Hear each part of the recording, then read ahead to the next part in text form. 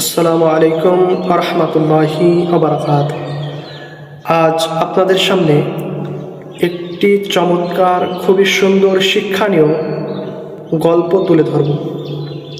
আপনারা ভিডিওটা টানাটানি না করে সম্পূর্ণ দেখবেন।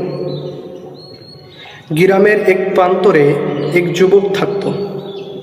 সে পরিশ্রমী ছিল, কিন্তু তার একটি বড় দোষ ছিল, সে কারো কথা শুনত না।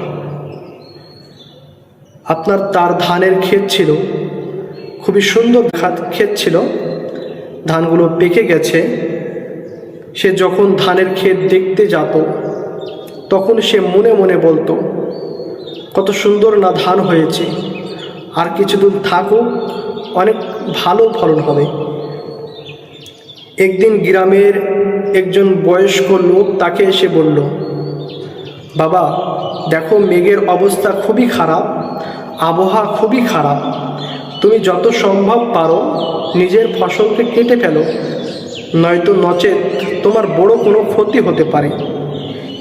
সেই বুড়ো মানুষটার কথা শুনে জবাবে বলল, চাচা, আপনি পুরনো কথা বলেন, এখনকার আবহাওয়া আমি বুঝি, ধানগুলো আরো পুষ্ট হোক, এখন কাটবো না। তারপরের দিন আরো দুজন লোক এসে তাকে বলল, বাতাস বাড়ছে, মেঘ জমছে, একদিন দেরি মানেই বড় ক্ষতি।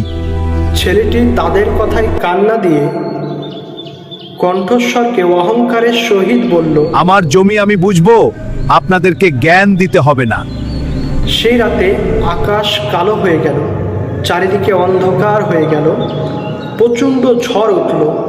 ধানের গাছগুলো আস্তে আস্তে করে মাটির সাথে মিশে মাটির সাথে লেগে গেল, ধানের গাছগুলো পড়ে গেল, ধানগুলো ছিন্ন বিচ্ছিন্ন হয়ে জলের গতিতে, বাতাসের গতিতে ছিন্ন বিচ্ছিন্ন হয়ে ধানগুলো নষ্ট হয়ে গেল।